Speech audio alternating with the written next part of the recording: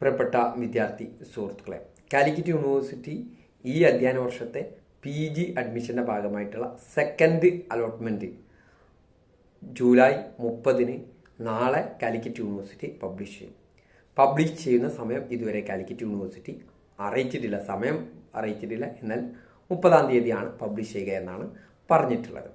അങ്ങനെ കാലിക്കറ്റ് യൂണിവേഴ്സിറ്റി 30-ാം തീയതി പബ്ലിഷ് ചെയ്ത് കഴിഞ്ഞാൽ അതിൻ്റെ അഡ്മിഷൻ നടപടികൾ എന്ന് പറയുന്നത് 30-ാം തീയതി പബ്ലിഷ് ചെയ്ത് കഴിഞ്ഞാൽ സെക്കൻഡ് അലോട്ട്മെൻറ്റിൽ ആദ്യമായിട്ട് അലോട്ട്മെൻറ്റ് ലഭിക്കുന്ന വിദ്യാർത്ഥികൾ നിർബന്ധമായിട്ട് മാൻഡേറ്ററി ഫീ അടയ്ക്കുക. ഫസ്റ്റ് അലോട്ട്മെൻറ്റിൽ ലഭിച്ച് മാൻഡേറ്ററി ഫീ അടച്ചവർ വീണ്ടും അടയ്ക്കേണ്ടതില്ല.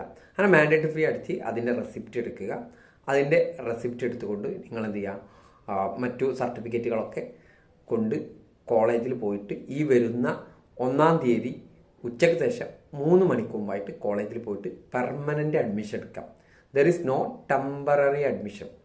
അപ്പോൾ പെർമനൻ്റ് അഡ്മിഷൻ എടുത്തിട്ടില്ലെങ്കിൽ അലോട്ട്മെൻറ്റ് നടപടിയിൽ നിന്ന് പുറത്ത് പോകുന്നതാണ്. ഇപ്പോൾ കിട്ടിയ അലോട്ട്മെൻറ്റ് നിന്ന് പുറത്ത് പോകുന്നതാണ് എന്നും കൂടി അറിയിക്കണം. എന്നിട്ട് സെക്കൻഡ് അലോട്ട്മെൻറ്റിന് ശേഷമുള്ള അഡ്മിഷൻ നടപടികളെക്കുറിച്ച് കാലിക്കറ്റ് യൂണിവേഴ്സിറ്റി ഇതുവരെ പറഞ്ഞിട്ടില്ല. പിന്നീട് ഒഴിവ് വരുന്ന സീറ്റുകളിലേക്ക് എങ്ങനെയായിരിക്കും അഡ്മിഷൻ എന്നുള്ളത് യൂണിവേഴ്സിറ്റി അറിയിച്ചിട്ടില്ല. അത് 1-ാം തീയതിക്ക് ശേഷം അറിയിക്കുന്നതായിരിക്കും. അതുപോലെ തന്നെ നിങ്ങൾ പിന്നെ പ്രതീക്ഷിക്കുന്ന കമ്മ്യൂണിറ്റി കോട്ട, മാനേജ്മെൻറ്റ് കോട്ട, PWD കോട്ട, ഇതൊക്കെ അഡ്മിഷൻ നടപടികൾ 2-ാം തീയതിയോട് കൂടിയാണ് തുടങ്ങുക.